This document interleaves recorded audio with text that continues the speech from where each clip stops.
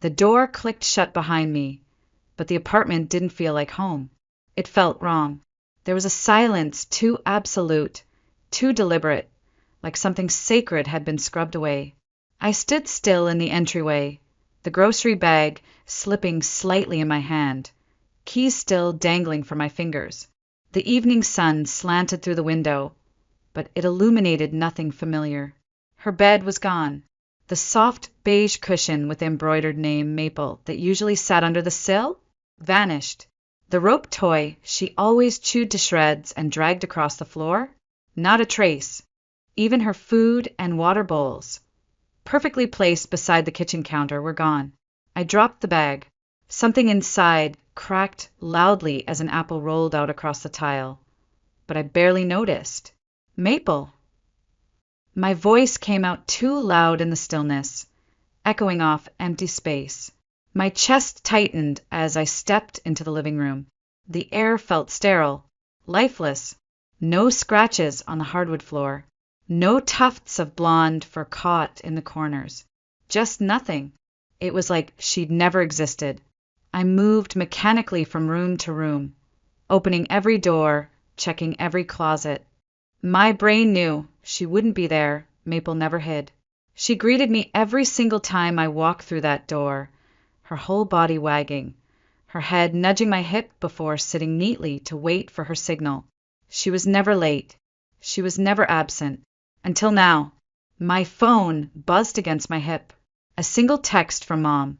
Come by the house when you get home. We need to talk. I stared at the screen, the words blurring for a moment. My heart had already started to tumble into some dark, bottomless place. And yet, I replied with nothing. Just grabbed my coat again, keys in hand. The drive from Portland to Crescent Hill only takes 20 minutes. That night, it felt like crossing a continent. My knuckles were white on the steering wheel, my breath steady in a way I'd trained it to be. 15 years in state-level crisis management had taught me how to keep calm when everything around me caught fire. But this wasn't work. This wasn't protocol. This wasn't someone else's emergency. This was mine. And deep down, I already knew. Maple was gone. But they didn't know what they'd just taken from me. Not yet. The porch light was on when I pulled up to my parents' house. Same yellow glow. Same cracked step I'd tripped on 1,000 times as a kid. Same flower beds Mom still kept meticulous, geraniums, even in October, lined up like soldiers. Everything looked so familiar, but nothing felt safe. I didn't knock. I never had to. I just opened the door and stepped inside. Mom was already waiting in the hallway, arms crossed. Her mouth tightened when she saw me, like she'd been preparing for a confrontation, but wasn't sure how to play it. I didn't greet her. I didn't take off my coat. Where's Maple? She didn't flinch, didn't blink, just said it like she was announcing a change in the weather. We gave her to Crescent Hill Animal Services. Pets are too expensive. We needed the money for bills. For a moment, I didn't move, didn't breathe. Then I nodded just once. Bills are important. That startled her. I saw it, the flicker of surprise, even a little smugness rising behind her eyes. She thought I'd understood, that I was being reasonable, that I'd rolled over. She stepped aside. Come in, we'll explain. Dad was in his recliner, feet up, watching some rerun of a game show. He didn't look at me, didn't acknowledge me, but he didn't mute the TV either. That was his language, quiet agreement by inaction. I sat on the edge of the couch, still wearing my coat, hands folded neatly in my lap. I stared at my mother. She was already shifting into explanation mode. You know how tight things have been.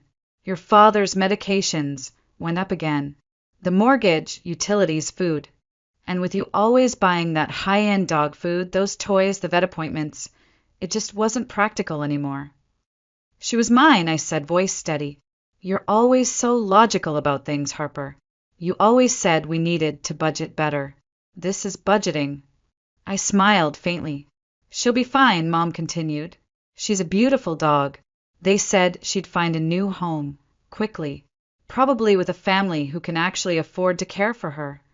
A jab, a message. They weren't just trying to save money.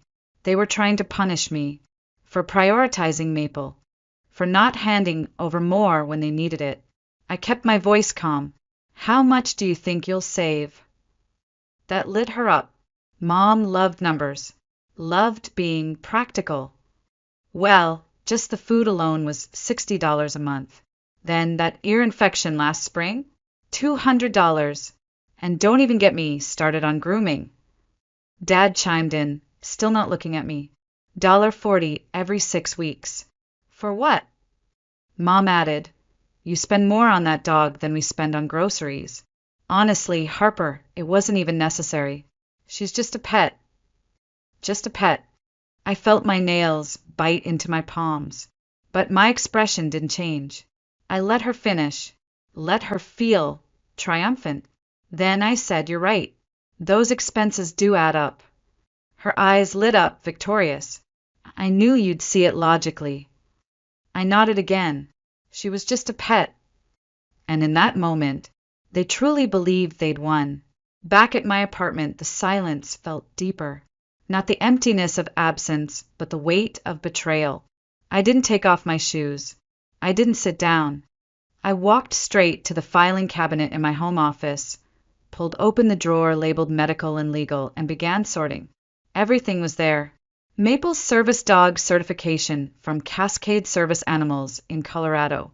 Her state disability registration, listing me as her sole handler. The federal documents classifying her as durable medical equipment under the Americans with Disabilities Act. The psychological evaluation from 2 years ago, the one that formally diagnosed me with chronic PTSD related to prolonged secondary trauma in crisis intervention roles. Even the receipts, $25,470 in total. Tuition for her training, travel for handler boot camp, equipment, follow-up sessions. They thought she was a luxury, like a designer handbag I'd splurged on after a rough week. But Maple wasn't about comfort. She was about survival. I had never told my parents about the diagnosis. Not when the flashback started. Not when I began avoiding loud restaurants and public gatherings. Not when I started sleeping on the floor by the door during storm season. To them, I was just their practical daughter, the one with the stable job, the steady paycheck, the logical mind who always picked up the phone when things fell apart.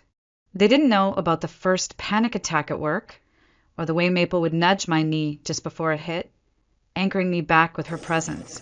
They didn't see her press against my body at night to keep the nightmares at bay.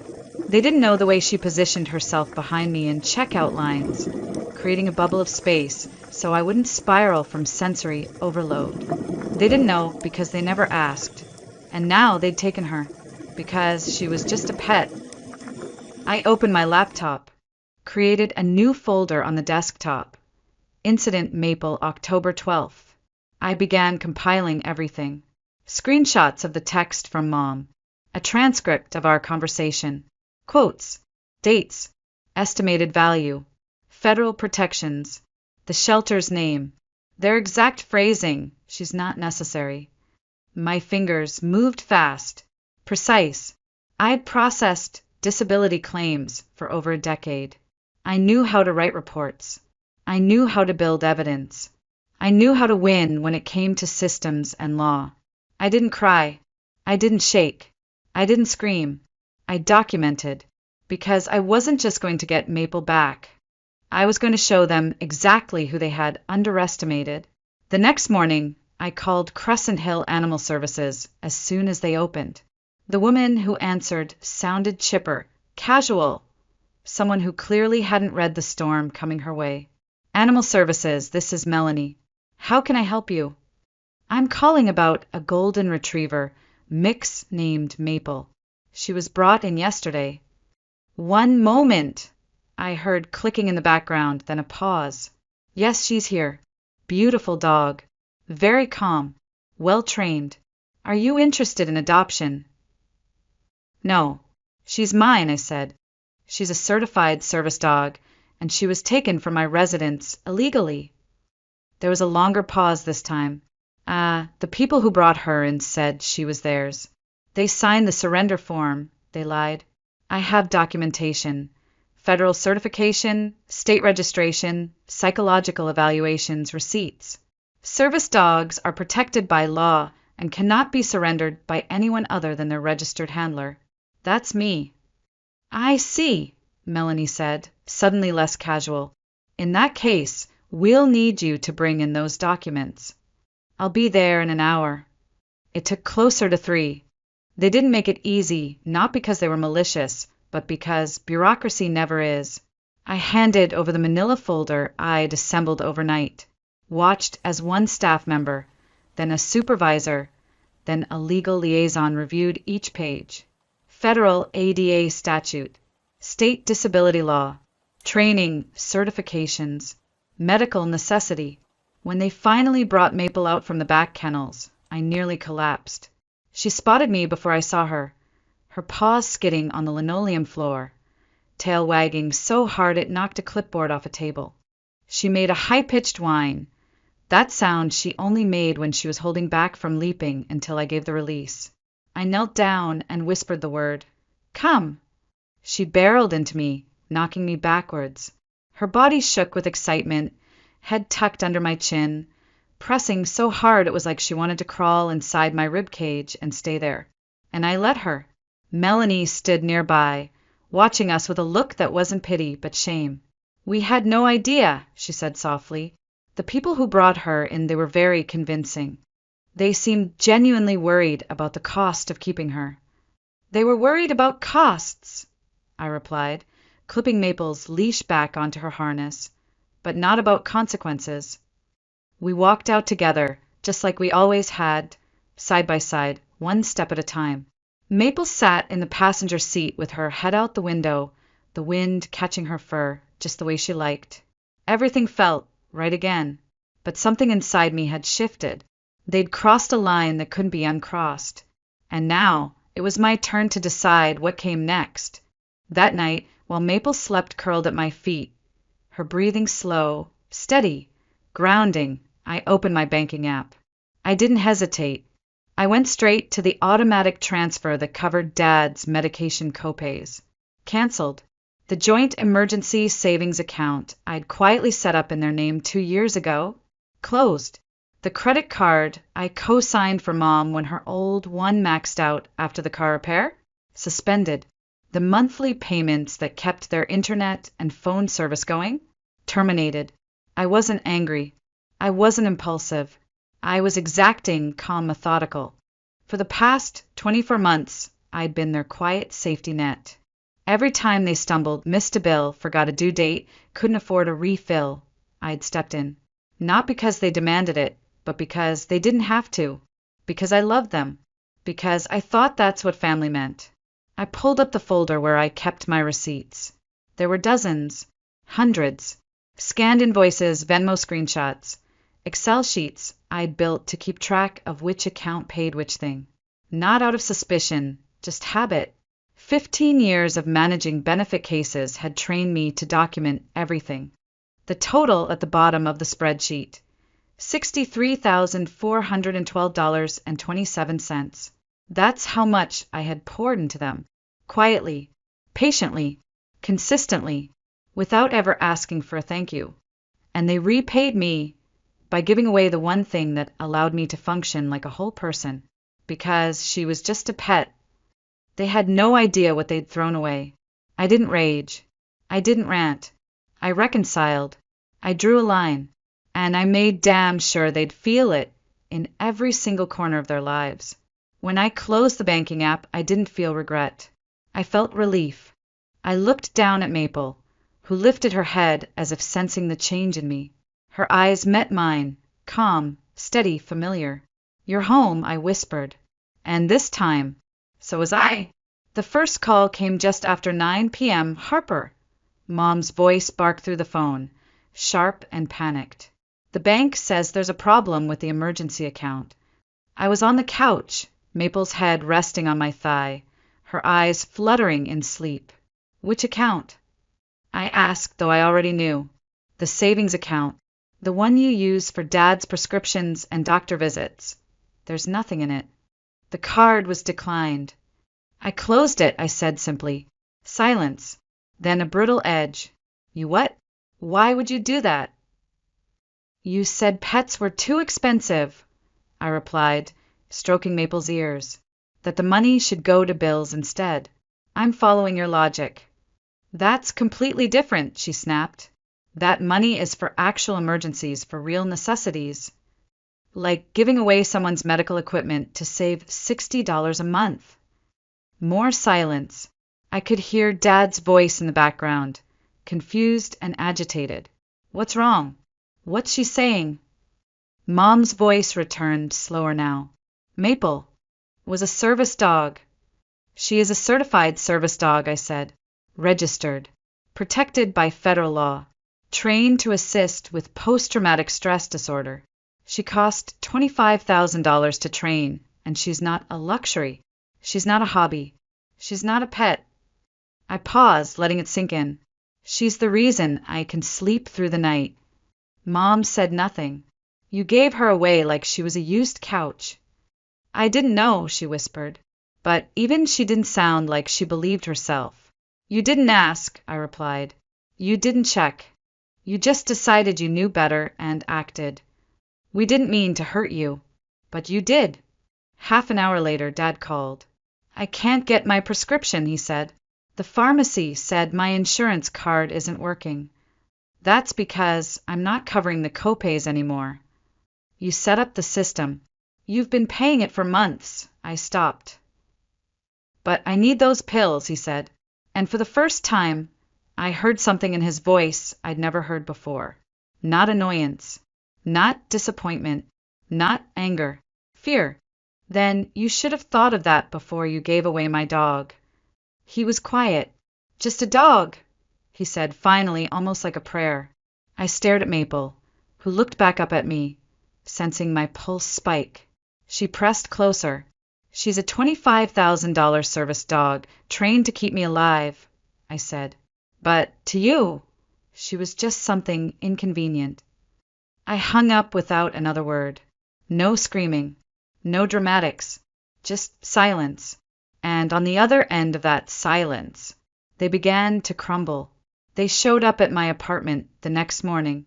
I saw them through the blinds, parked in their old SUV, arguing in hushed tones. Mom's hands waved in frantic gestures.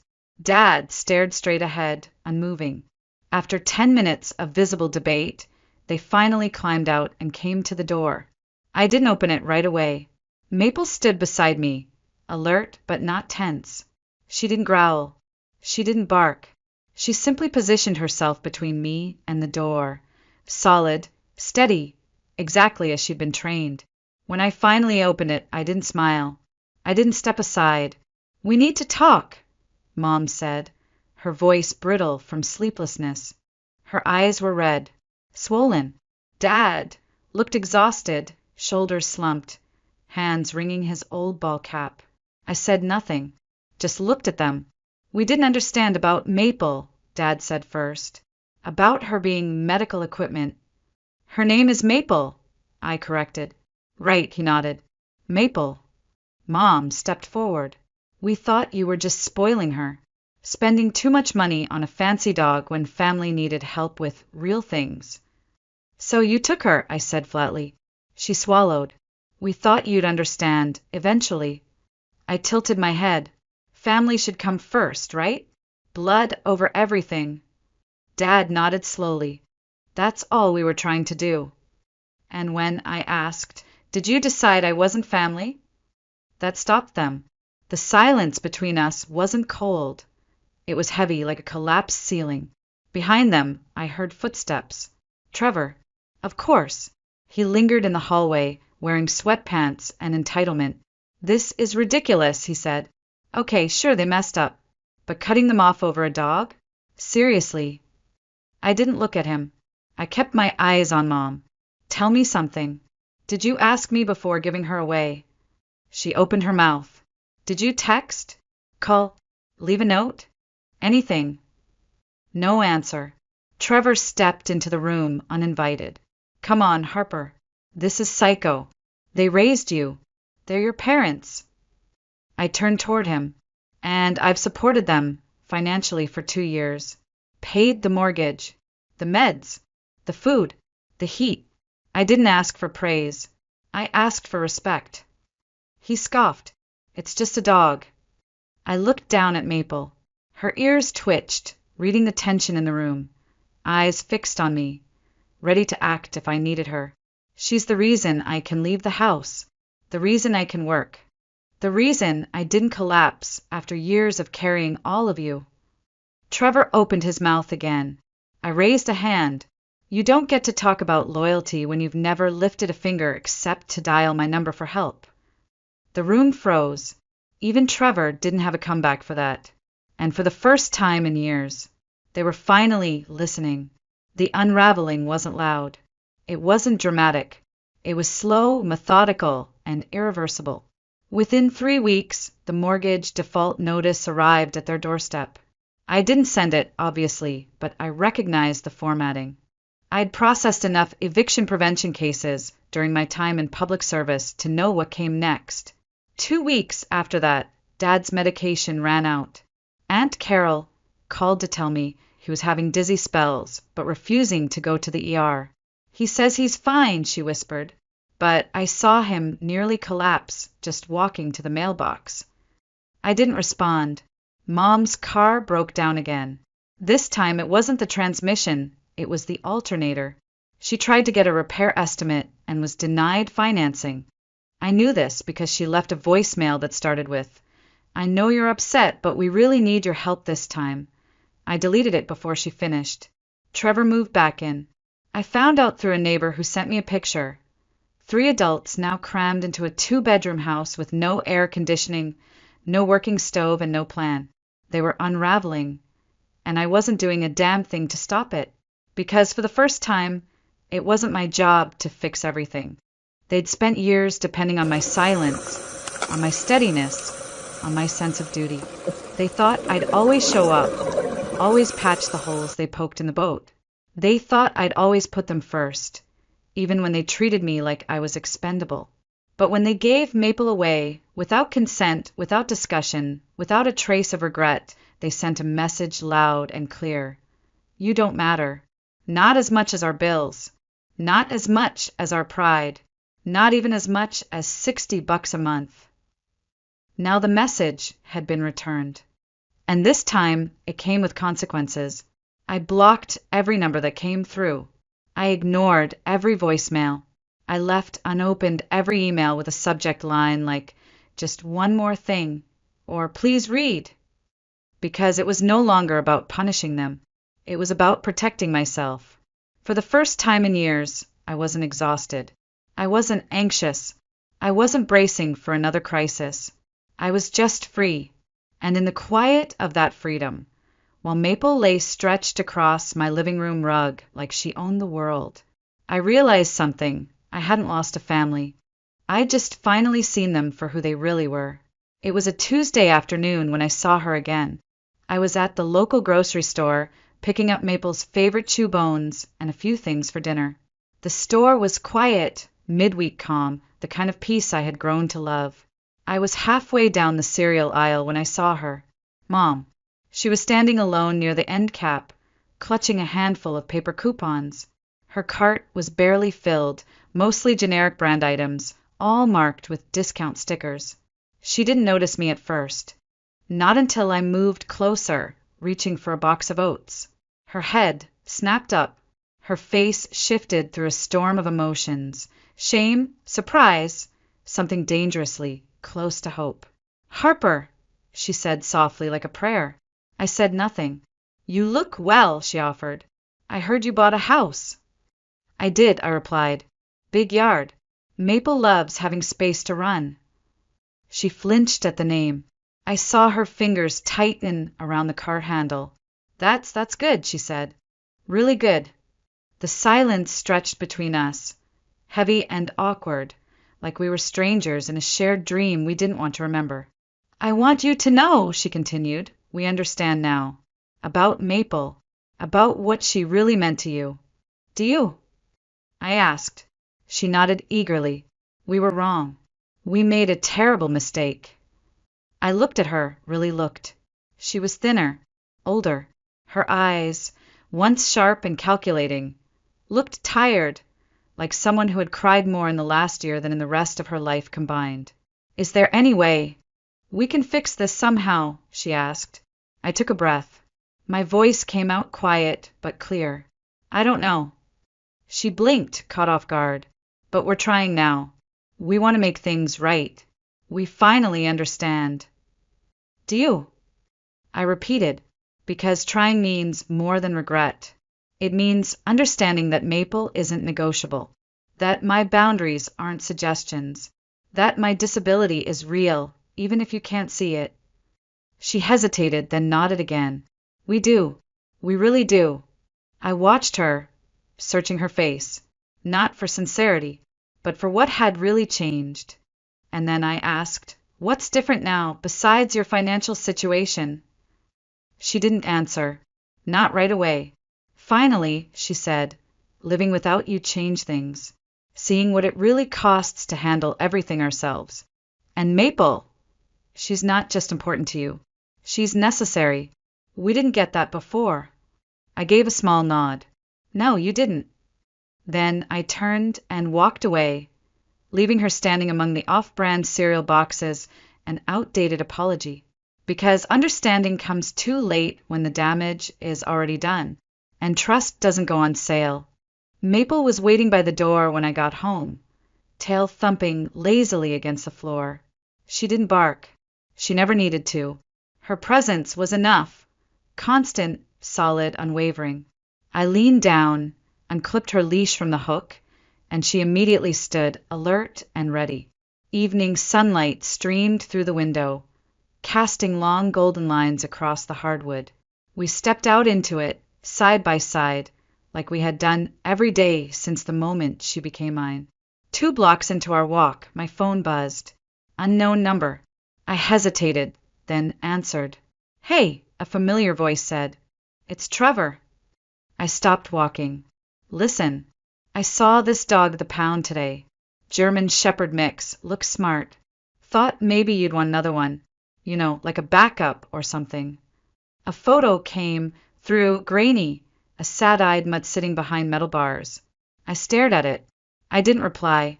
Instead, I deleted the message. Because that's what it was, a message. One that told me, even now, Trevor still didn't get it. That to him, Maple was replaceable, interchangeable, that a $25,000 medical lifeline could be swapped for any dog with a heartbeat. He hadn't learned a thing. But that wasn't my problem anymore. I looked down. Maple was sniffing a patch of dandelions, blissfully unaware of how close she'd come to being erased. Or maybe not unaware. Maybe she knew everything in her quiet, knowing way. She looked up at me just then, brown eyes calm, ears twitching at my smallest movements. She'd always known when I was on the edge, and she'd always pulled me back. We kept walking, past the picket fences and blooming hedges, past the children playing hopscotch in fading sunlight. My shoulders relaxed with every step. My breath eased. My chest felt lighter. My phone was back in my pocket, silenced and forgotten. At the end of the block, we turned toward home. Our home. Because this wasn't just about Maple. It wasn't even just about the betrayal. It was about finally realizing what I deserved. Respect, autonomy, peace. And no one, not even blood, got to take that from me again. Maple trotted ahead, slightly, tail swaying like a banner. And for the first time in years, I was exactly where I belonged.